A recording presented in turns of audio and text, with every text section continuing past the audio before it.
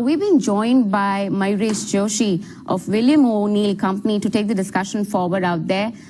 Good morning there, Mayuresh. What do you make out? What are the expectations coming in for the FMCG segment today? F&B overall sub-segment will be reporting in the numbers. You have Tata Consumer Products along with Nestle, which will be coming up with numbers today. And on a Thursday, you have HUL, which will be reporting in the numbers. What do you make out of this space? Very good morning to you, Nikki. Two, three perspectives about the space as a whole. Now, the numbers that you probably witnessed in the previous quarter, a lot of managements were hinting that the worst in terms of the volume degrowth that you probably witnessed for most FMCG players should largely be behind us. So Q4 should largely be a quarter where volumes start recovering. And Q1 should be the quarter where you should see an earnings recovery in volumes. Having said that, the kind of grammage cuts that you've probably seen and the input cost deflation that has probably happened over the last few weeks and months, that acts very, very positively for the FMCG players as a whole.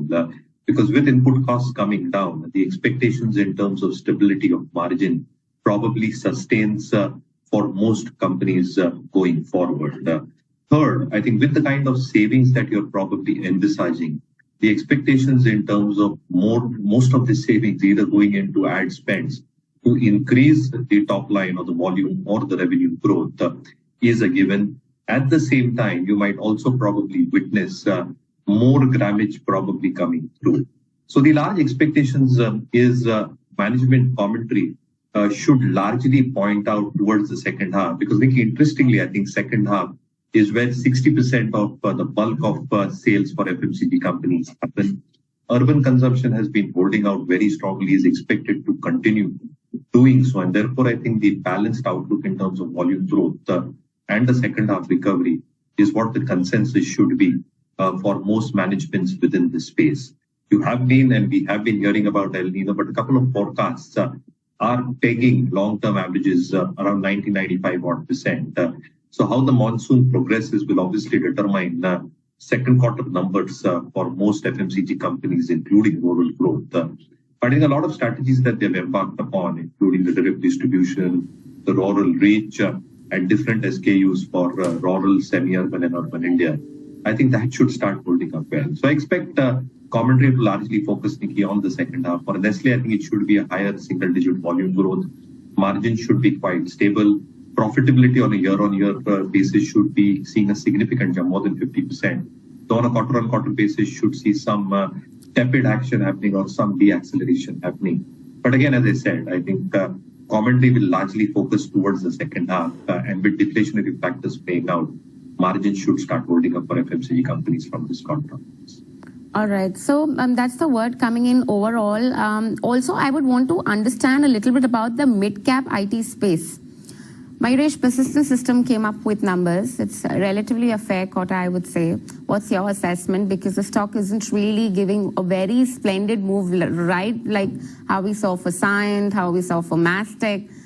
What do you think is happening with the mid-cap IT space right now? So very interesting, Nikki, that you ask. For Cyient and Mastek, I think the expectations that a lot of analysts on the street had, the stocks clearly outperformed analyst expectations, and the commentary also was very, very positive, both in terms of expectations of order flows, execution, margin trajectory. And therefore, I think the expectations of constant currency revenue growth, along with a very stable margin, pegs that the stocks might do well from a valuation perspective when it comes to forward multiples. For Persistent, numbers bang in line with expectations. The CC revenue growth at 3.5% was higher than what the analysts had pegged. But the margin profile and the bottom line growth more or less in line with expectations that the street had. Now, it all really depends on the commentary in the con call, and if the management portrays a significant amount of traction that it probably sees in the domain that they operate out of, the stock should start getting re-rated like a Cyient and a Mastek. So yes, I think mid-cap IT have clearly outperformed Nikki's large-cap peers, at least at this point of time. My own thesis suggests that the kind of orders that they operate out of, that 1 million to 5 million band, those order wins are still continuing. It's those large multi-million orders which might get delayed or tapered off a little bit. But these small order wins for mid-cap IT companies are still continuing, at least from the results that we've seen so far. And therefore, even the other numbers, the stocks like KPIT, Sonata, which have produced brilliant set of numbers so far, with good client wins reported in these quarters, in the preceding quarters between Q3 and Q4. I think it'll be very interesting to watch how these companies deliver. In the morning also, I think LTI Mindtree received a reasonable amount of order win, which probably boosts their revenue visibility as well. So I think mid-cap IT prospects are holding out better than its peers at this stage. That's clearly the point. And you know what I fear the most, Mayuresh, is that this quarter could be an aberration of sorts for mid-cap IT space, because as and when the scenario gets a little more grave for the entire IT space, with just the mention of shadow recession out there, these could buckle under the pressure given the kind of macroeconomic scenario, vendor consolidation. But that's that when it comes to the IT space. Let's talk about financials out there. For IndusInd Bank, there have been a couple of things not working in this quarter. For instance, we're looking at cost to income ratio, which is the highest in 16 quarters. We're seeing slippages, which have been higher than the street estimates, and improving. It comes at a time when there is an improving asset quality scenario. Right now, how are you viewing the entire banking space? ICICI delivered a beat, HDFC fairly decent, and now we have IndusInd. So reasonable set of numbers and a very decent set of numbers. I think ICICI Bank, the expectations largely were of very strong growth, and the bank probably delivered on all counts. And the management has been very candid that the kind of NIMS expansion that you've probably seen in the previous few quarters should start tapering off, because as deposit accumulation starts happening at higher rates, the rebalancing between assets liabilities is obviously going to pull down NIMS to a certain extent. And therefore, I think moderation of NIMS is something that we should expect in a rising interest scenario, which has already probably happened.